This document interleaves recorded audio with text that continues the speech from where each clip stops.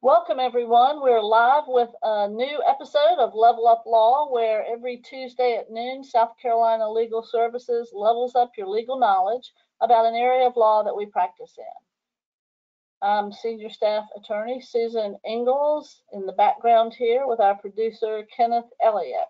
And today, Attorney Fred File, who runs our low-income taxpayer clinic, is going to get us up to date on the child tax credit for the current filing season with the IRS. But before we get started, we do want you to know this is not legal advice. It's just general information for the public.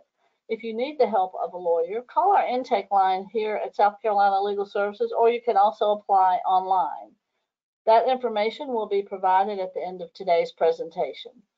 Also, as a reminder, all of our episodes are posted by our producer, Kenneth Elliott, to the Level Up Law playlist on our YouTube channel, usually within 24 hours. So check it out there. Now, our attorney can answer general questions if there is time at the conclusion of today's presentation. So do put any questions that you have in the question box on your screen. And also, just a reminder to be sure to check out our social media, Twitter, Instagram, our YouTube channel. Be sure and like and subscribe and get all the up-to-date information that we provide here on Level Up Law and all of our other resources. And not to mention also, I didn't mention our Facebook page where you'll find a lot of great information. All of those can be found on the last slide in today's presentation when Fred is concluded answering any questions that our audience have. So at this time, I'm going to turn it over to Attorney Fred File. Fred, thanks for being with us. Thank you, Susie. I appreciate that. And today we're going to be learning a little bit about the child tax credit and what you need to know for the 2021 tax filing season. And there's also some other information regarding the 2021 tax season as well. Okay. And so just want to briefly overview what the South Carolina Legal Services Low Income Taxpayer Clinic is. We provide legal assistance to people who have tax issues with the Internal Revenue Service. Our services are free and confidential. However, taxpayers will be liable for any expense or cost imposed by the court. Our clinic is independent of the IRS and the South Carolina Department of Revenue, and the Low Income Taxpayer Clinic serves low-income individuals who reside in the state of South Carolina. Our LITC promotes education about taxpayers' rights and responsibilities, and we organize and attend educational events for all communities within the state of South Carolina, including those communities who do not speak English or who speak English as a second language. Okay. So the types of cases that we handle are collection issues, including offer and compromises, installment agreements, and currently not collectible status due to financial hardship, examinations, including audit reconsiderations, IRS audits, innocent and injured spouse claims, appeals, liens, levies, tax court litigation, identity theft, and cancellation of debt income, to name a few. The child tax credit, which is what we're here for today, is for individuals who claim a child as a dependent if the child meets additional conditions. It is in addition to the credit for child and dependent care expenses and the earned income credit.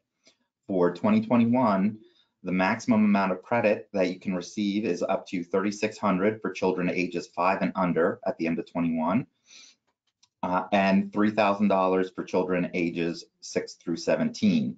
There's also a $500 non-refundable credit for other dependents, so that's any other person who lives with you. A child qualifies for the child tax credit if the child meets all of the following conditions. Relationship test, that is, the child is your son, daughter, stepchild, eligible foster child, brother, sister, stepbrother, stepsister, half-brother, half-sister, or descendant of any of them. For example, your grandchild or niece or nephew. Age test, which is that the child was under the age of 17 at the end of 2021. Support test, the child did not provide over half of his or her support for 2021. Residency test, which is that the child lived with you for more than half of the 2021 tax year. Some exceptions do apply on the child living with you as temporary forms of absence. The child is claimed as a dependent on your 2021 tax returns, and the child does not file a joint return for tax year 2021. Child also has to be a U.S. citizen, U.S. national, or a U.S. resident alien, and the child must have a social security number valid for employment. So children of divorced or separated parents are considered a child of the custodial parent for the child tax credit purposes. The parent who is allowed to claim a child as a dependent on their tax return does not qualify for the child tax credit. For example, if parents are divorced and father is non-custodial parent, the parent's divorce decree states that the father can claim a child as a dependent for tax purposes for tax year 2021. However, the child lives with the father for less than half of the year. The child can only be claimed as a dependent on the father's tax return, not for the earned income credit or the child tax credit. Also, just wanted to let you know that an adopted child is always considered your own child, and temporary absences by you or the child for special circumstances such as school, vacation, business, medical care, military service, or detention in a juvenile facility count as the time the child lived with you. So now we're going to get into the American Rescue Plan Act of 2021.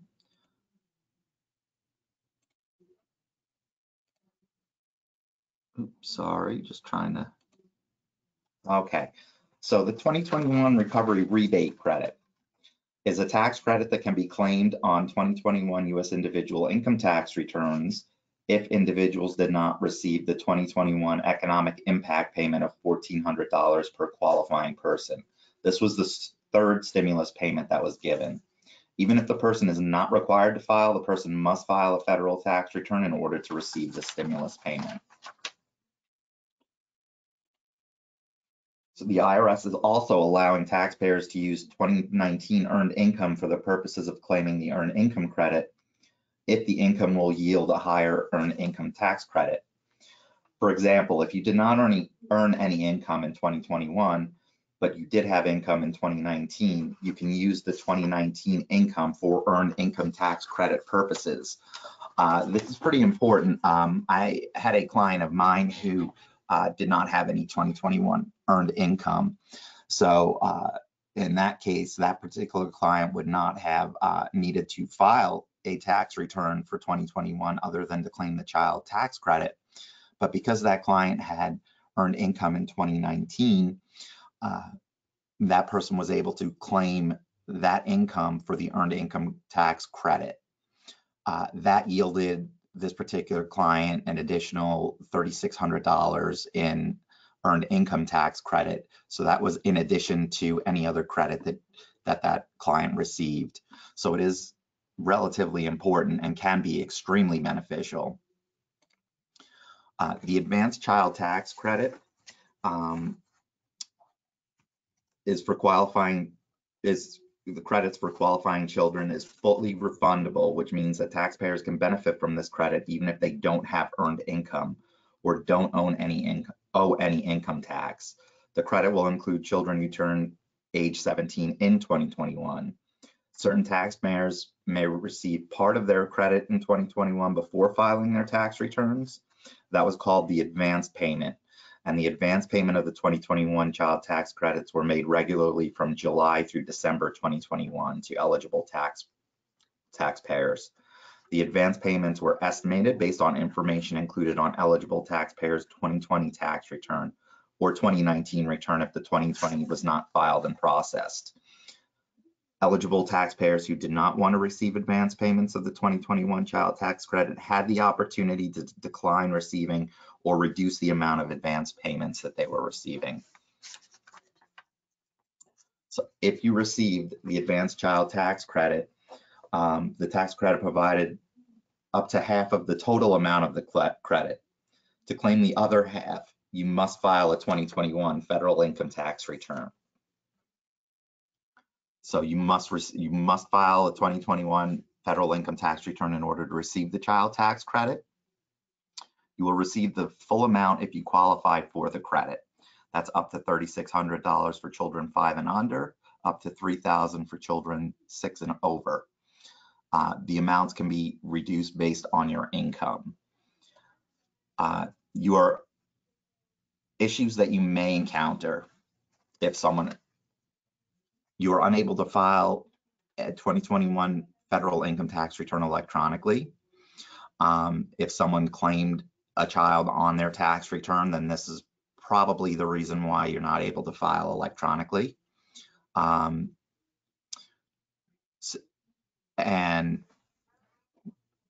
let's go into that. So if the other parent files electronically and claimed your child or children on their return, the IRS will not accept your electronically filed return due to the fact that the child was already claimed by someone else. You should file a paper return and send it to the IRS by mail. Keep in mind that the IRS will likely audit your return and ask for supporting documentations to prove that your child or children lived with you for over 6 months, that you paid for more than half of the children's upkeep, and then there are also other qualifying factors. And don't forget to keep records, because it is important to keep those records in case the IRS does audit. Issue 2 is that the other parent received the advanced child tax credit. You still need to file a 2021 federal income tax return claiming the full amount of the child tax credit. If possible, file electronically, because this will result in faster refunds and faster IRS processing. The third issue that we see are IRS audits. If the IRS audits your 2021 federal income tax return, don't worry. The IRS will ask you for supporting documents to prove that you meet the residency, relationship support, and age requirements for claiming the child tax credit. Keep records that show that you and your child or children lived at the same address. And if you have any issues, please feel free to apply for our assistance at www.sclegal.org or through our intake line at 888-346-5592.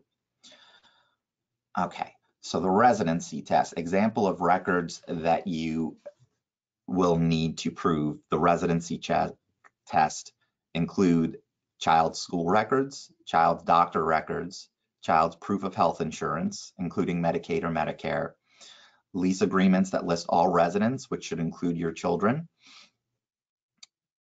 Though that's not all inclusive, anything that has your child's name and address on a piece of mail will also be helpful. For the relationship test, the child's long form birth certificate. If the father is not listed on the birth certificate, a DNA test or some official document that states that you are the child's parent, such as a divorce decree or a separate support and maintenance agreement. The support test, proof that your household, you paid your household expenses such as mortgage payments, rental payments, utility bills, bank statements, or any proof that you paid expenses of the home. Age test, birth certificate of the child will be sufficient, and just other things that you can provide to the IRS as statements from friends, neighbors, clergy members stating that they knew that the child lived with you. Don't rely on the statements as the only form of proof, as the IRS does not consider that solid proof that your child lived with you. You will need other supporting documents, so keep that in mind. Issue 4, you receive the advanced child tax credit, but you're not entitled to them. So do not claim your children on your 2021 federal income tax return. You have to reconcile the advanced child tax credit on your tax returns, and the IRS may not require you to pay back some or all of the advanced child tax credit if you qualify for repayment protection. Repayment protection. So you qualify, how you qualify for repayment protection is if your main residence was in the United States for more than half of 2021 and your modified adjusted gross income for 2021 is at or below the following amounts based on filing status of your 2021 return. $60,000 if you are married and filing a joint return, or if you are filing as a qualifying widow or widower. $50,000 if you are filing as head of household, and $40,000 if you are a single filer, or married filing separate return. If you meet these requirements, then you qualify for repayment protection and will not need to repay the excess amount of your advanced child tax credit. Reduced payment protection. So if your modified adjusted gross incomes exceeded the amount listed, or your main residence was not located within the United States for more than half of 2021, your payment protection will be limited. The repayment protection amount is then phased out or reduced as your modified gross income or adjusted gross income exceeds the amount listed in the previous slides. Your repayment protection amount will equal 0, and your repayment amount will not be reduced when your modified adjusted gross income is above the higher amount based on the filing status on your 21 returns, which is $120,000 if married and filing joint, or if filing as a qualifying widower or widow. $100,000 if filing as head of household, or $80,000 if you are a single filer or married and filing a separate return. Taxpayers' separation and tax return. Who can claim the children after parties have separated? How to address this issue is that each case cannot be treated the same way, and it is important that you consult an attorney or a CPA. It is important to address any separation through a separate support and maintenance order or through a divorce proceedings. If there's no family court order, then you should keep detailed records and proof of where your children resided for the tax year. Some examples of proof would be exact dates when the children were in your care versus your spouse, school records, medical records, etc. If other parent claims the child, even after he or she was ordered not to, file a paper return. Keep in mind that the IRS is not bound by state law, and contempt of court is faster than an IRS audit, so keep your records, and it is possible that you can file through the family court if there is a support and maintenance agreement or divorce decree. File IRS Form 3949A, information referral form to report this to the IRS, which can be found in the IRS website. File Form 14039, which is an identity theft affidavit for your dependents if someone keeps claiming them on their tax returns. Unmarried couples should not file joint tax returns. I know that sounds pretty straightforward, but believe it or not, every year I have at least 3 or 4 cases where people who are not married file joint returns because it would yield them a higher refund. It's always important to keep records before and after any separation, as the IRS has lifted the rule that a person has to be separated from a spouse for the last 6 months of the tax year to claim head of household filing status. And if you wish to apply for our assistance, you may call our intake service at 888-346-5592 or visit our website at sclegal.org. And then there is also some other contact information. Now I will open it up to any questions if there are any. Hey, Fred, no questions at this point. That was a lot of good information, very well delivered. So either you presented it so perfectly that nobody has any questions, or their mind is still reeling, trying to figure out what their question is.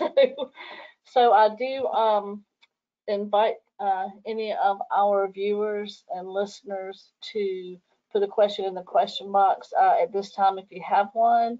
But in the meantime, I do want to again refer you to the screen for all the information about how and when to apply for our assistance. Our intake specialists are always standing by on the phone Monday through Thursday from 9 to 6, but you can also apply online, and here's the web address for that. So I'm really so glad to have that online intake capability, because as a result, you can apply for our services 24/7.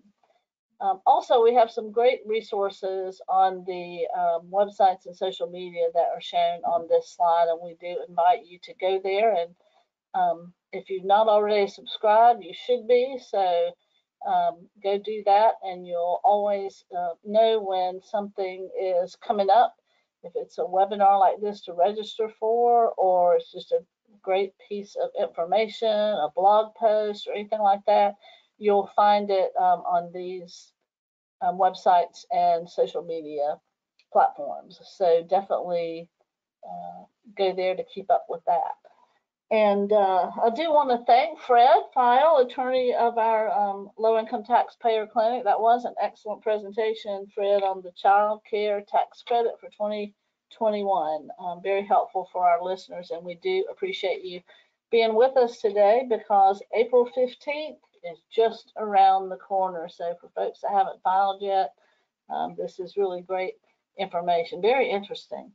Now, if our audience found this helpful and you think it might be helpful to others, we do ask that you go to our YouTube channel tomorrow, and besides liking the presentation, you can share it with others. Share it out to people that you know who it might be helpful to. We do want as many folks as possible to get the important information that we put out every week on Level Up Law.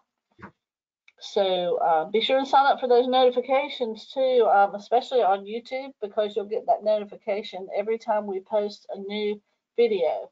You know, we don't just post Level Up Law episodes on YouTube. We have a lot of other videos there as well. And so you always want to be notified when we add another one. So definitely do that, and keep up to date on what we're posting there for you. But I see no other questions, Fred, so I just want to tell our listeners and thank the listeners for being here, as well as Fred for the presentation. And we do ask that you be sure to tune in next week for another episode of Level Up Law on Tuesday at noon. We will be talking about how common law marriage has impacted the lives of women in South Carolina. That'll be our last presentation of Women's History Month. So that's the subject matter there. But we also are going to have some bonus tips for you, and especially for senior women, on getting your legal house in order. You know, there was a lot of good tips from Fred today on some getting your legal house in order when it comes to taxes. So we'll have some other great information for you on that front next week. So again, I want to thank everyone for tuning in. Thanks to Fred for a great presentation today, and that concludes today's webinar. Thanks, everybody. Thank you, Susie.